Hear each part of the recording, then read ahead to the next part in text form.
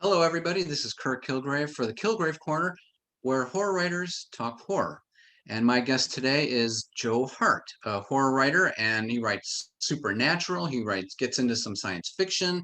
We're going to talk about some of his genre blending that he does in a lot of his novels. So, Joe, thanks a lot for joining us. Yeah, thanks. Thanks for having me on. I appreciate it. Great. So I just recently started reading one of your novels. I actually own, I'm not sure if you can see this on my Kindle, I own Okay. like 9 of your books. Okay. Cool. I've been accumulating them over the years, but Mhm. in anticipation of this meeting, I started reading Lineage not too long ago. Hmm. Okay. And the reason I chose that one is it seems like it might be, and you can correct me if I'm wrong, but this might be your most consistently popular book. Would that be right? It was my first novel. I would say it's probably my most consistently popular supernatural. I like you said before, I write across a bunch of different genres and stuff. So I would say it seems to be kind of like a reader favorite, which is it always surprises me a little bit because I feel like my chops weren't super developed, obviously, on a first novel attempt and stuff. So I've gone back through the novel a couple of times, and you do the old wince and stuff. Some of the little things that you've improved upon or done different, in the years since you started writing. But yeah, fans seem to, really appreciate it. Yeah, they respond to a lot of the themes and characters and stuff in there. So it's a fun novel to go back to and revisit every so often. Yeah. Hmm. As I was reading it, I was realizing a couple words came to me. The biggest one that came to me was heavy. And I Okay. don't mean like it's a thick book. I just meant that, when we're talking about books in the horror genre, Mhm. obviously every writer approaches writing a different way. And if it Right. wasn't, then it'd be pretty boring. We're all writing the same way. We all have a different style, is what I'm getting at. Mhm. And as I was reading it, there was one paragraph where you went on and talked about, toward the beginning, where you talked about a little boy's mother that she, was getting abused by her husband. And, the son is wondering why she's not doing anything. And then something sort of changes in her and she realizes now is the time to get away from this guy. Mhm. And the little boy is like, wow, her voice has changed. She has like this inner moment of strength. And Mhm. you go on for about a paragraph talking about this. And I was really, number one, surprised at how well written it was. Because for me personally, I think I go too fast in my books. I like you mentioned Blake Crouch. I hope I'm pronouncing his last name right. Yeah. You've mentioned in some of your interviews that he's a fantastic writer, and I think I have at least 8 of his books on my Mhm. Kindle as well. But that he's fast paced, and he's just fantastic author. And I'm wondering if I'm more of in his vein. I write really fast, whereas this one it felt like I was going through like molasses, like you were Mhm. leading me through. And I'm not saying it's slow. I'm Yeah. not saying that. What I'm saying is that I was so impressed with how emotional you made it by writing it. And while I was reading it and I finished that paragraph, I thought of two authors. I thought that it reminded me of. I thought it was a combination of Dean Koontz in the 80s and Robert Mhm. McCammon in the 80s as well. It was Sure. almost like you mixed these two authors, not style, but the way that they wrote narrative. And I Mhm. was just struck by it. I just wanted to, what's your opinion of that? Well, I How do you appreciate go the kind about words. writing narrative? Yeah. Yeah, and of course, like I said, I mean, it was one of my earlier novels. So then I think it was very much more heavily influenced by a lot of the stuff that I had consumed or, was reading and things like that. And, the authors, I mean, you nailed them right there. Those are the authors I grew up reading. I mean, McCammon and Koontz and King and, uh, all those horror and thriller writers, the 80s and 90s and stuff where it was big. I started reading that when I was really young, so I think that was a huge influence on me. So I think that a little, like you said, a little more of the dense, very internalization of a character or a thought, rather than the like you said, a little more fast paced and a little more action. My editor would call it runny, jumpy, shooty. The really quick moving narrative and stuff like that.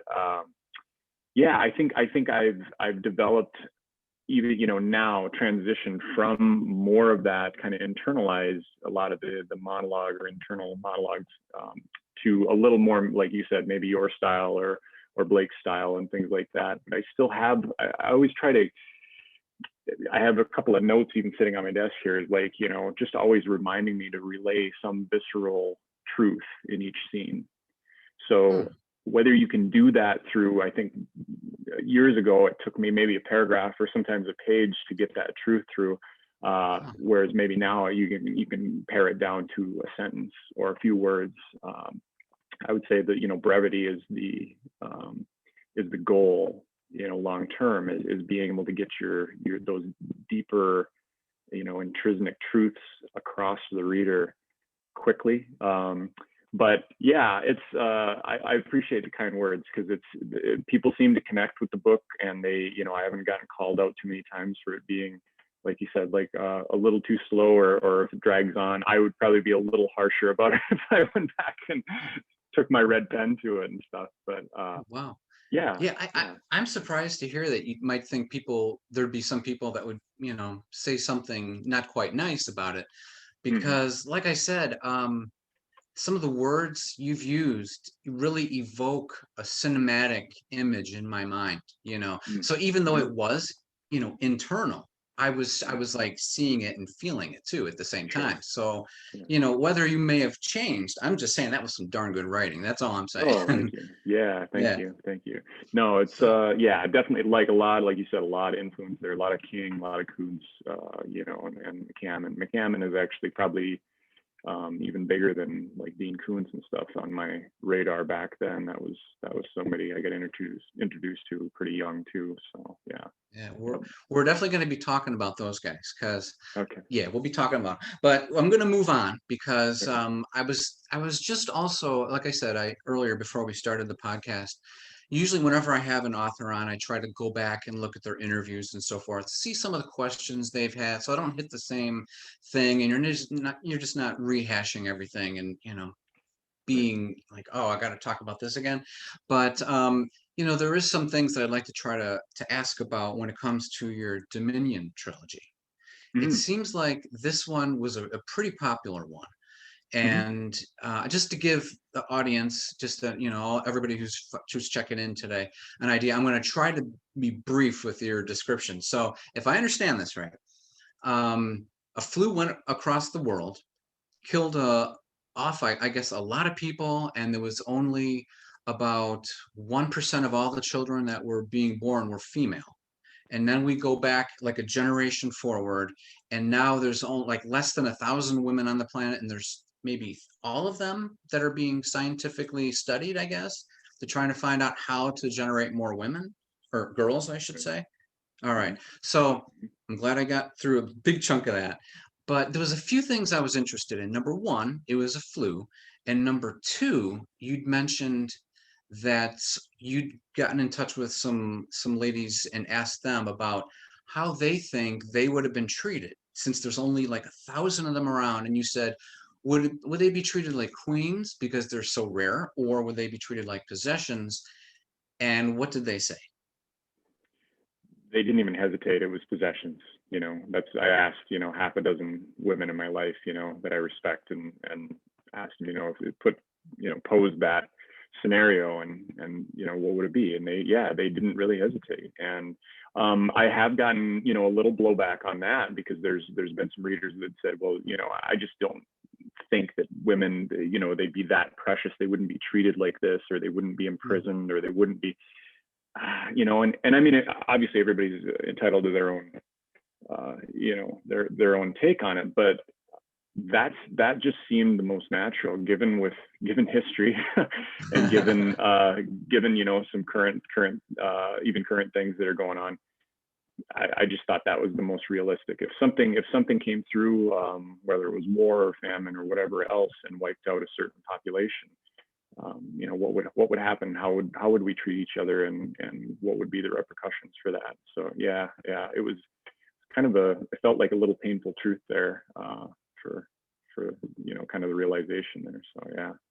Yeah, it's, every author is going to get blowback, and you just have to kind of let it roll off your back. This is your vision, this is the way you want it done, and that's just the way it is. So if you don't, I mean, not everyone's going to like everything we do. That's Right. Not everyone's going to get 5-star reviews on Amazon, but No. it does feel, I think, more real, being a possession more so than a queen, simply because if you look at our history, from the colonial times, women weren't allowed to really have jobs. Some of them did. I did some Mhm. research back then. They did have jobs. Some of them even owned businesses, like in Boston before the American Revolution. It was very rare, though. Mhm. And Mhm. going even forward, the 1920s was the first time where they really had some ability to have, to be a little bit more free with how they dressed, with how they ate, with how they smoked or Yeah. drank or had Yeah. sex or anything Yeah. like that. And then the Depression came along and it just reverted back until the 60s, 70s, and here we are today. But, we're watching TV right now, The Handmaid's Tale, where women are often put into slavery. So, or like there's a book out called Vox, VOX, where women can only speak 100 words per day. And it's like, number one, why are authors coming up with this?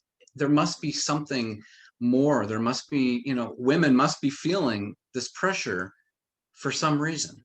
So it Yeah. makes sense that you would go there, you know. Yeah, and I mean, I think I look, for precedents, especially the last, half a dozen years or so with my writing and doing research and stuff. I mean, looking at history and looking at, things that have happened recently. I mean, the civil rights movement and feminism and different things like that.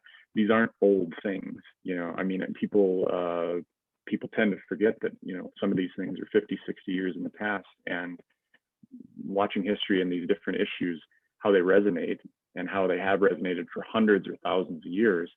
Um, I don't know how anybody can sit and say that certain things that happened within our lifetimes or our parents' lifetimes aren't affecting things today, and how we treat people and how we see things, and and how we relate to reality and whatnot. So I think that just has such a big bearing on it. And if you can kind of touch a nerve that way through a story, you find something that holds true, or that kind of rings true, as far as, you see something in history and you see things, echoes of that still going on. Yeah, I think that's one of those topics that are, they kind of resonate with people. So yeah. Yeah. Yeah, I was just looking at CNN today. They were talking about the House wants to go over and try to overturn Roe versus Wade. So there's a perfect Mm, example right, of, women being, wait a minute, we're 50% of the population and you're making decisions on what we're going to do with our bodies. right, I'm not going to right, get into, politics right now, but I'm right. just saying there's a relationship between why some women, and for you in your book, you're feeling a certain way about a Right. plot you came up with. So there's a lot of substance, there's a lot of validation for, what you've done and what other writers are doing.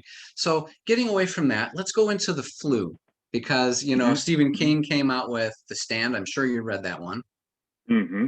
Mm-hmm. What Yep. did you think? What did you think of that one? The Stand in general, yeah. I mean, I've loved it. I read a lot of King stuff, when I was really young. I think I picked up, The Shining when I was like 10 or 11, because my sister she's 10 years older than me, so she loved King when she was a teenager, and then she kept leaving these, paperback King novels around, and of course I'm picking things up and reading them, and so I mean, I fell in love with King at a real young age and stuff. The Stand is great. I reread it last year, just because I think a lot of people dove back into it. It was back in the news and whatnot. Um, The and uncut version, or the 880 page one, or the 1200 and some odd page one? Which one? I read the long cut. Yeah, it was. Yeah. I think originally I read the abbreviated version. So I tried picking out certain scenes, or where King's fingerprints were on more of those scenes, or there was added material and stuff.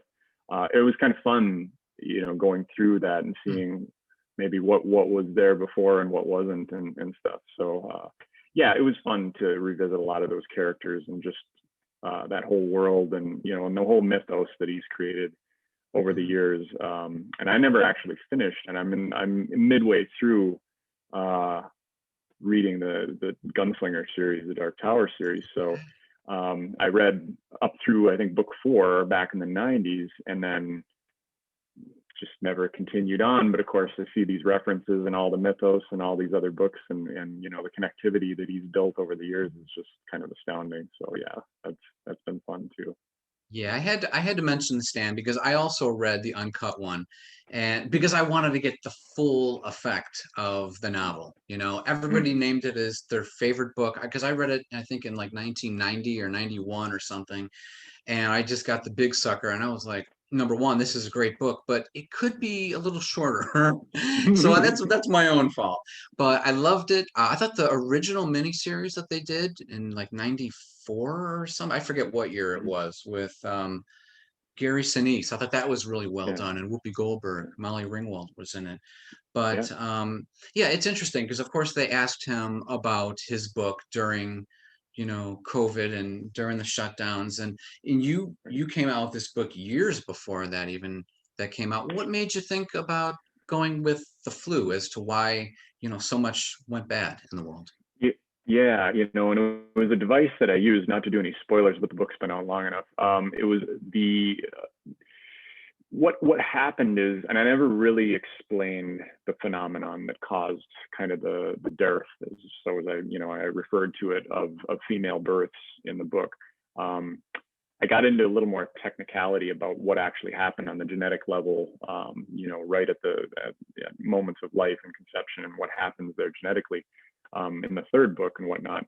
But part of the loss of population was covered up with this lie about this, what had also caused the lack of female births had killed all these people.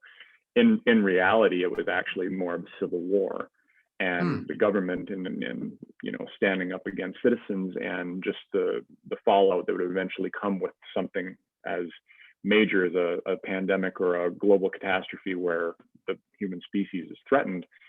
People get backed into a corner and they start fighting. That's just a natural reaction. So Hmm. that was part of the ruse that they told the women inside of the containment facility, that say, the reason that there aren't women anymore is, it killed all these people, when in actuality it was more of a global kind of like hostility and act and whatnot. So Wow. um, yeah, so it was but the actual, the thing that would have, in my book, ended humankind in general was, I kind of touched on different things like pollution, genetic instability, and really like researching um, a person developing, being born, and how fragile that is, and what, how quickly things can go wrong just on the smallest level.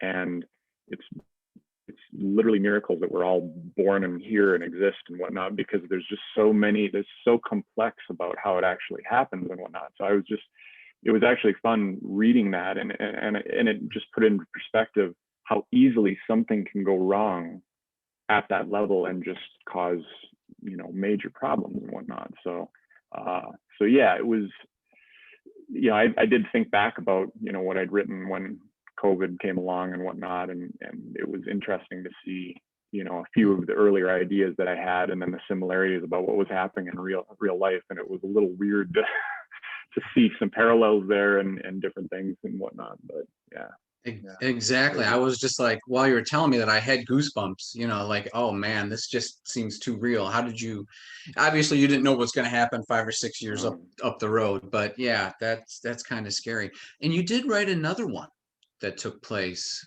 another book called Cruel World, I think it is, mm-hmm, that yeah. also dealt with the flu. And I'm not too Mm-hmm. familiar with that book. What can you tell us about that one?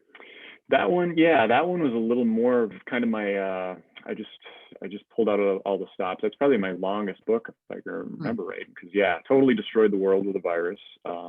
And yeah, it was a virus. I married two things in my head. This end of the world thing that I had, And I thought about, disease is probably one of the most common things that potentially could end, you know, society as we know it, which is the scariest thing. We're all going through things right now because of it. But disease, and then I had this other crazy idea for, I didn't want to do zombies and I didn't want to do vampires.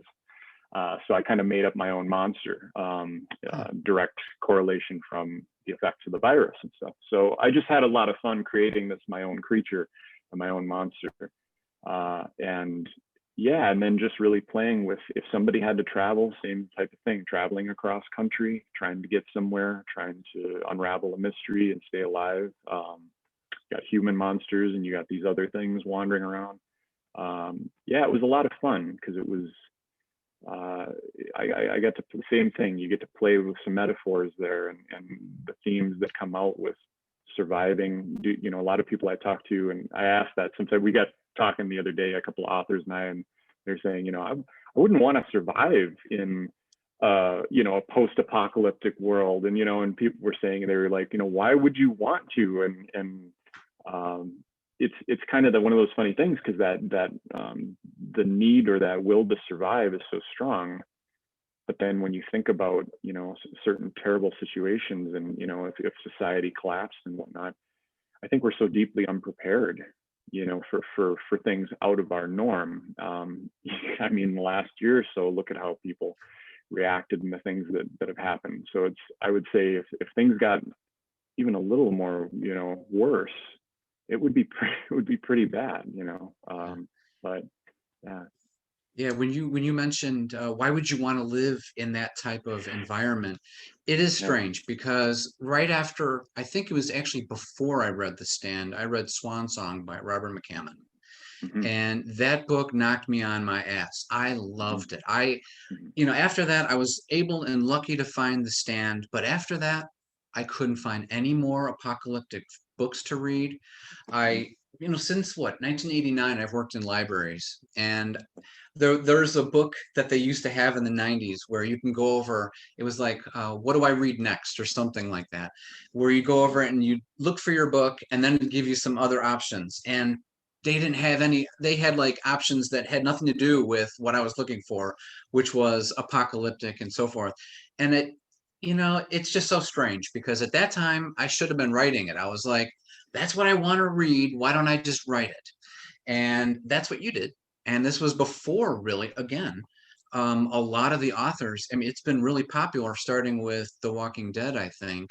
Not just Yeah. zombies, but just after the downfall. Yeah. It's so many people have died, and now there's just these survivors, bands of survivors, just going across the world or across the country.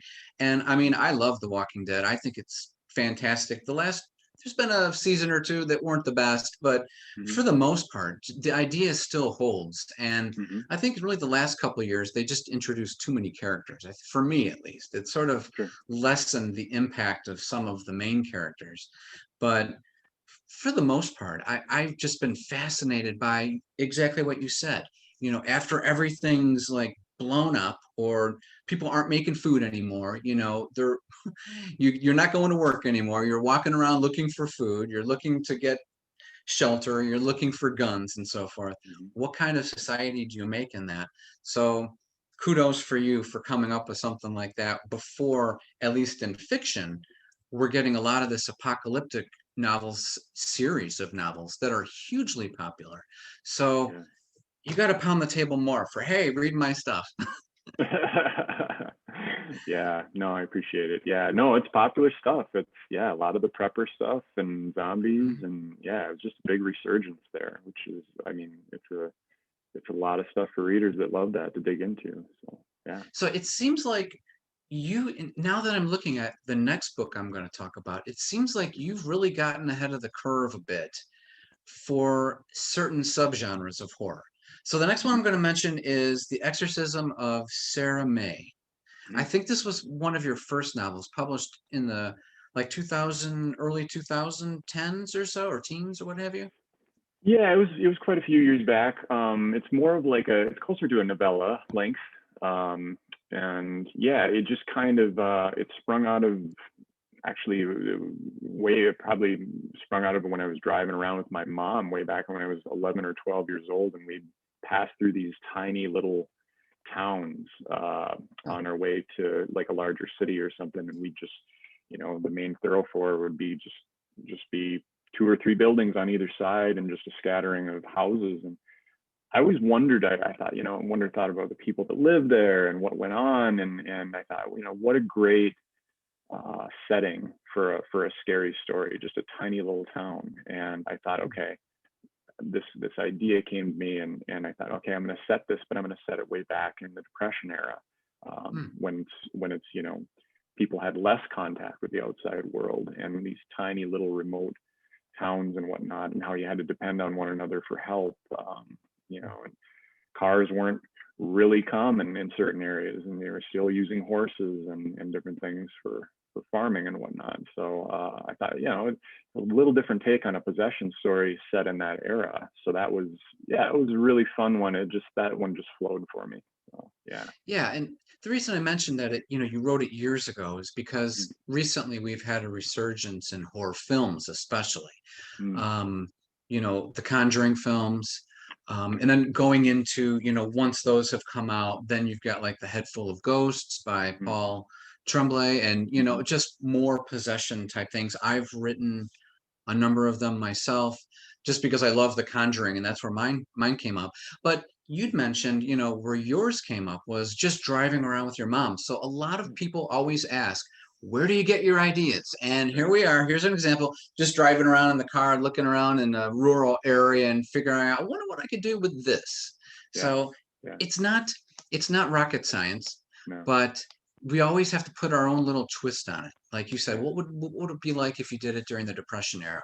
I wouldn't have thought about that. In my previous pen name, I had I wrote historical thrillers, and I would have never thought of, doing something like that. But hey, that's like you said, just a little bit of a twist. So in doing some research on your books and how you like to write, you do like to, mix genres. So for instance, like you said, for the Dominion Trilogy, some science fiction in there, some, I'm sure there's some thrills and stuff in there too.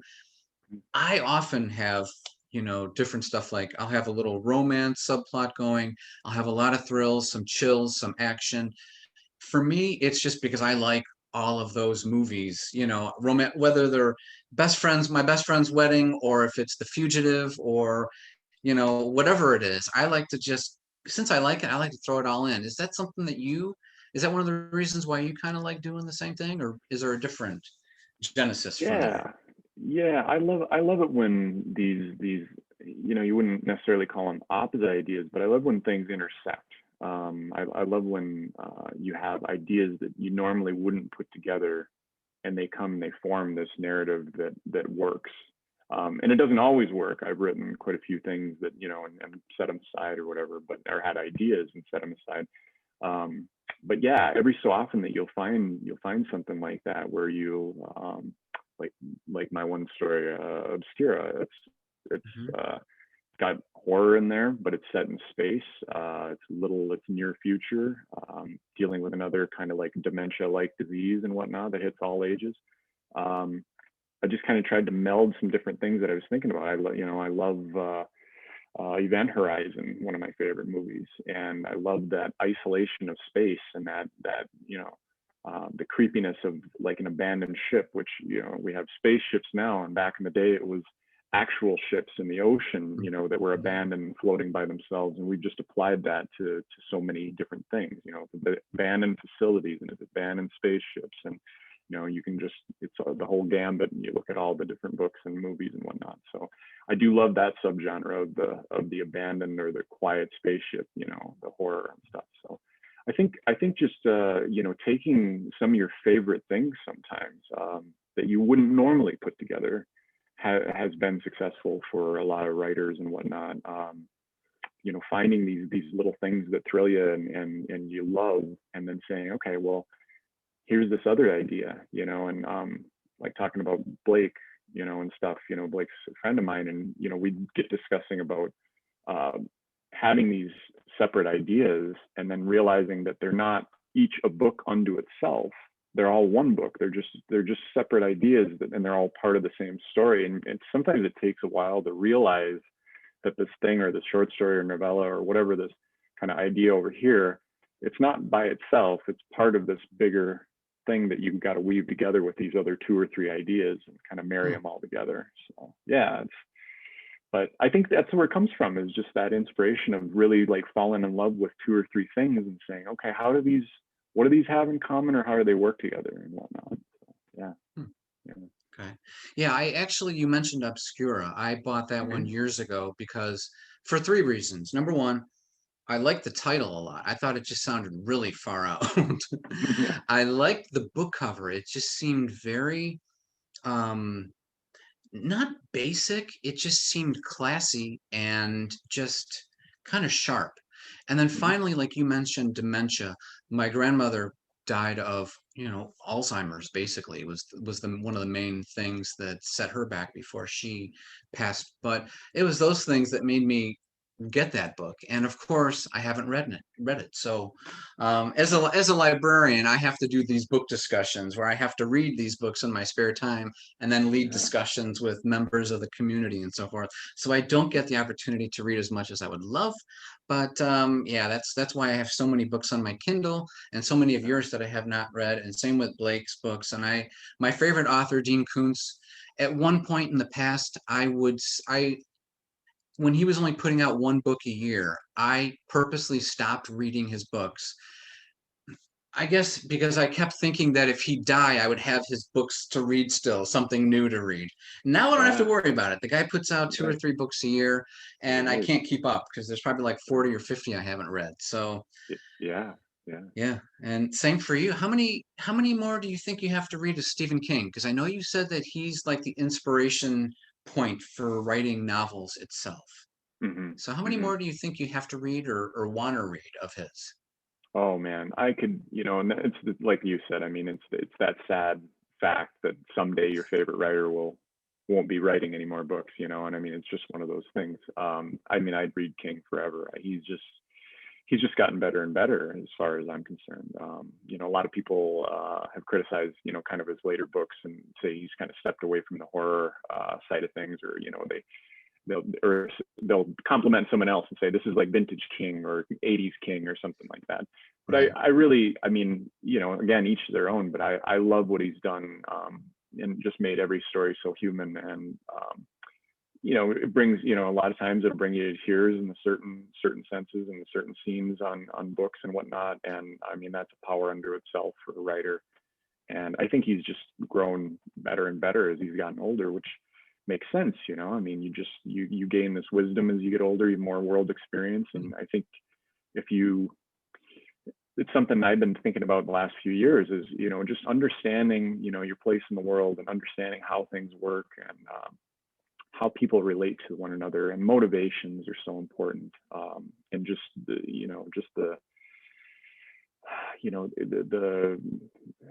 just kind of everything, how it weaves together as far as people's relationships and whatnot. And sometimes it's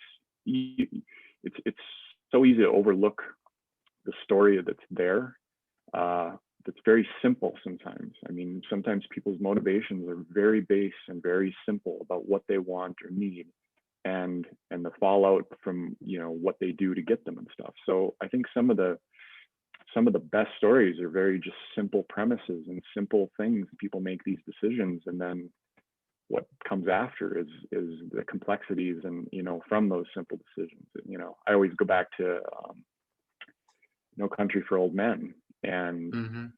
I mean, you can describe that story. I mean, guy finds drug deal gone bad in the desert and keeps the money. I mean, there's nothing simpler than that. And then he's on the run. So it's like, it just works. So no, I mean, King, I think he's got a little bit of magic that just, I don't know, I'd read him forever. I know, like you said, it'll be one day he'll write his last book and whatnot, but yeah, I'm in it for the long haul. As long as he keeps writing, I'm reading. So are you still reading all of the new stuff that isn't horror, like Mr. Mercedes? Like he's done some mystery books and so forth. Have you been Yeah, continuing on?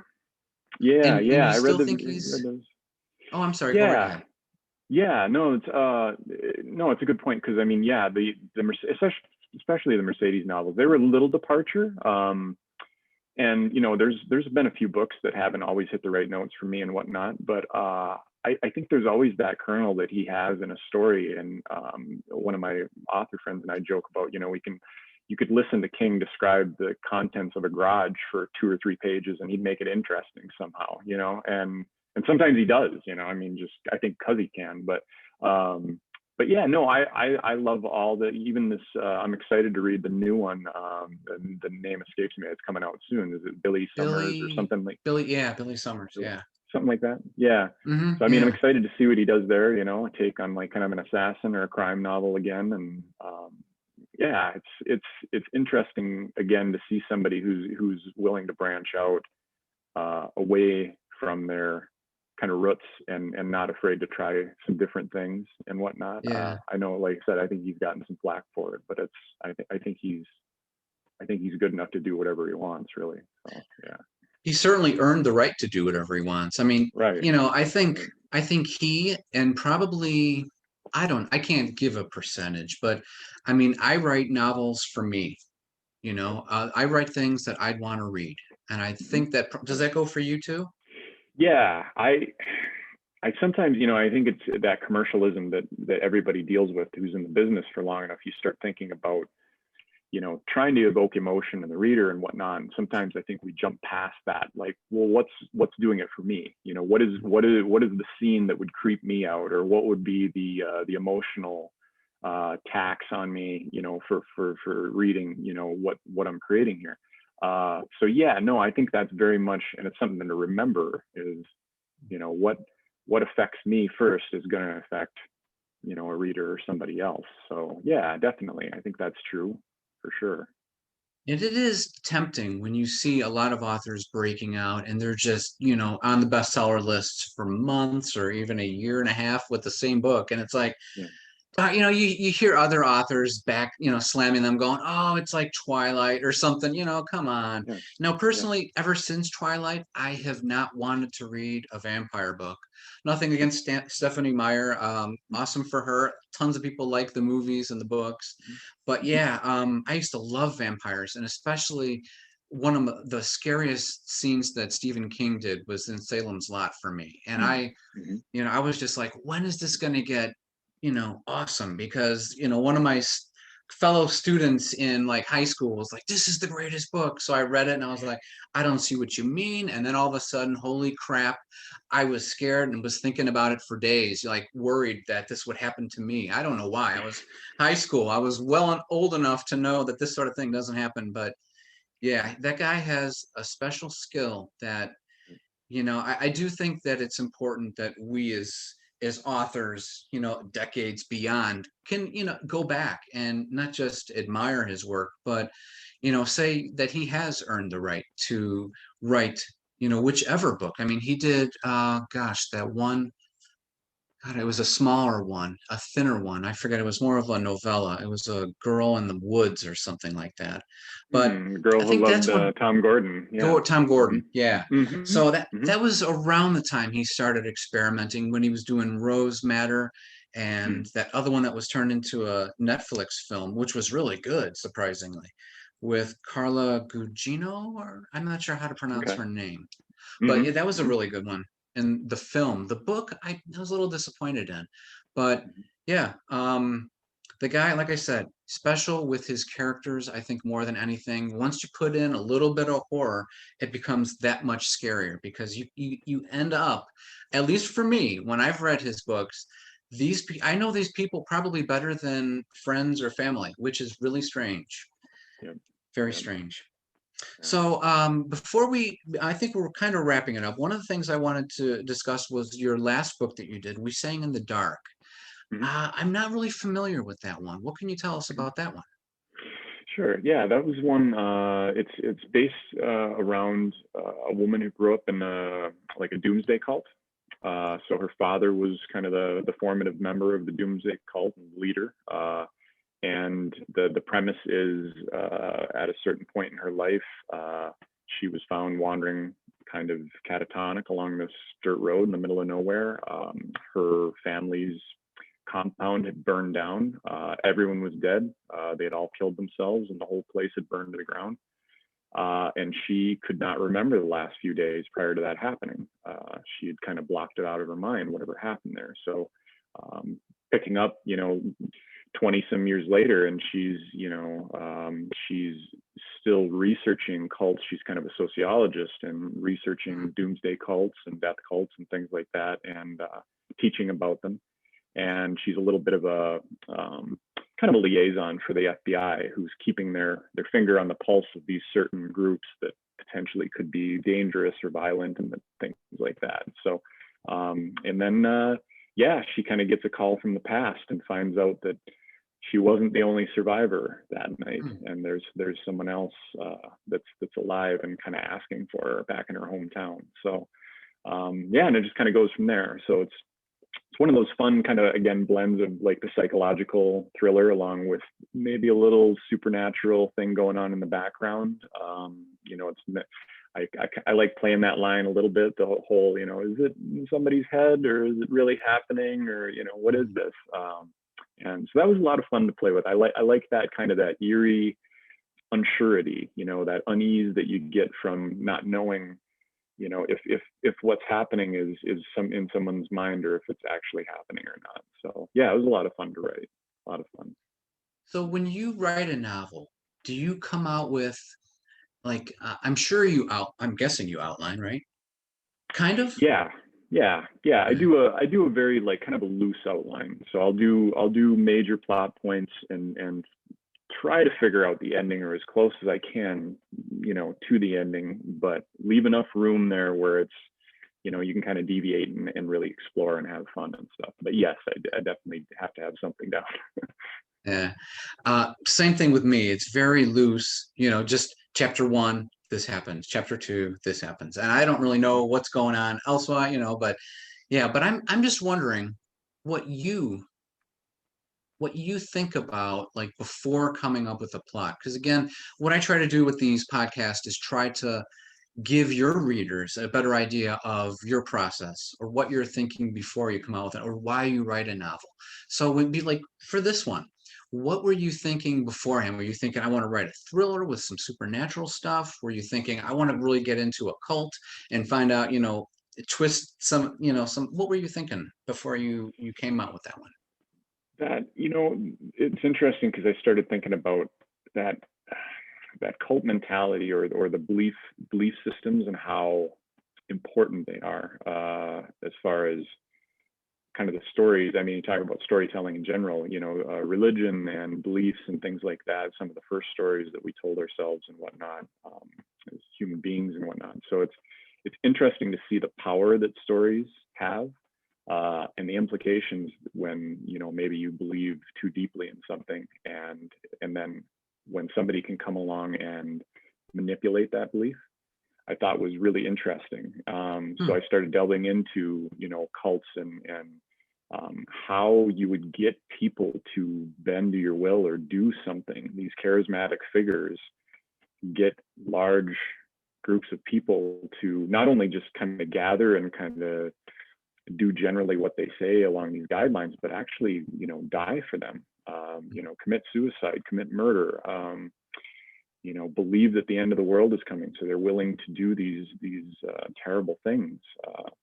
So it was really interesting kind of going down that rabbit hole and kind of disturbing at the same time, just the huge amount of groups that are out there that that this has happened over decades and hundreds of years, that people have been in these cults. So and it's kind of a delineation between the two, because there's religious groups, and I think a lot of people like to throw the word cult around, and what I tried to stay to was destructive cults, and that's when it's harmful for members. There's abuse going on, or that there is an endpoint where a leader is going to ask them to do something terrible. There are a lot of just religious groups that live in harmony with each other and are fine, and they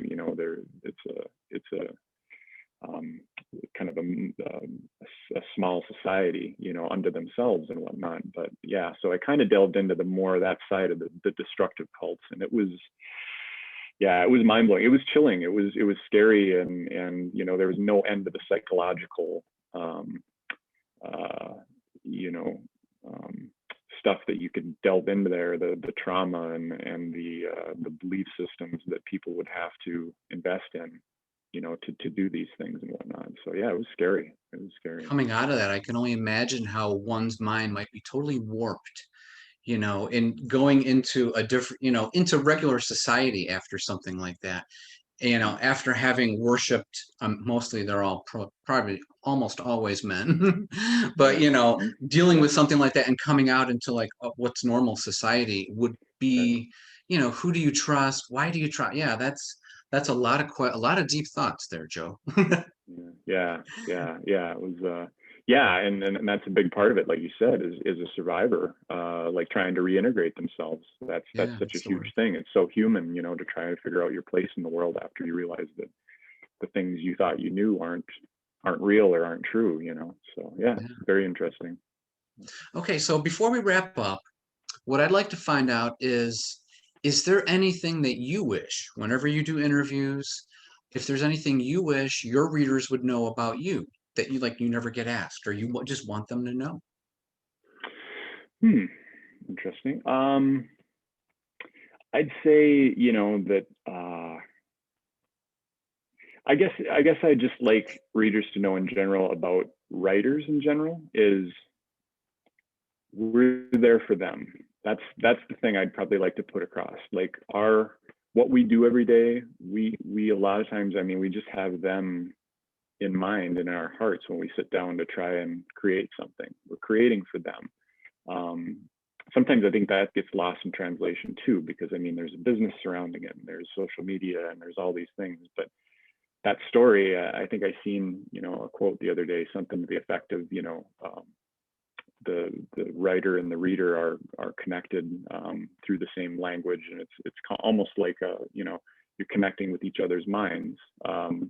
which is it's a really nice thought to know that, you know, you can put something out and somebody can it can move them, or they can take something away from it, even maybe that you didn't mean. So I guess that is what I would tell people is, you know, if you're a reader and you know, you're thinking about writers who are putting things out, we have them in mind when we sit down to create something, is we want to share, you know, what's in our minds and what we're trying to create with them.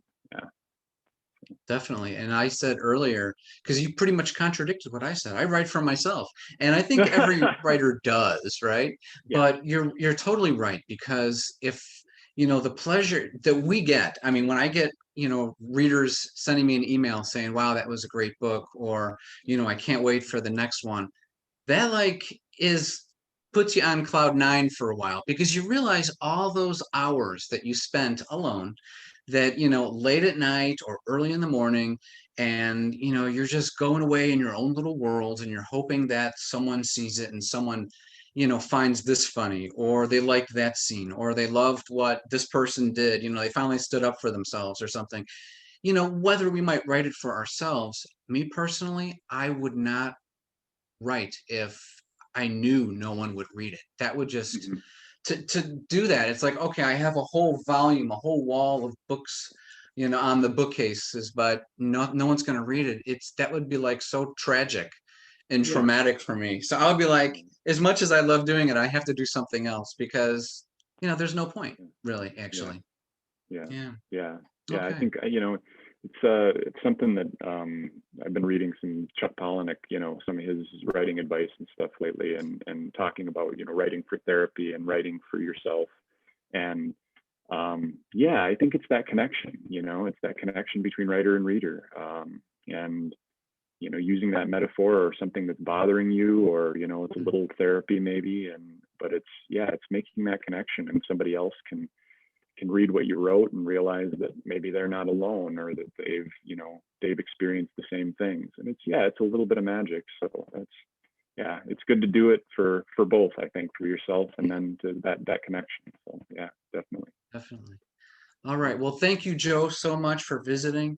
I'm looking forward to finding out what you're going to be working on next and coming out with next. So all the best to you, and I hope you take care. Yeah, thanks so much for having me on. Thank you.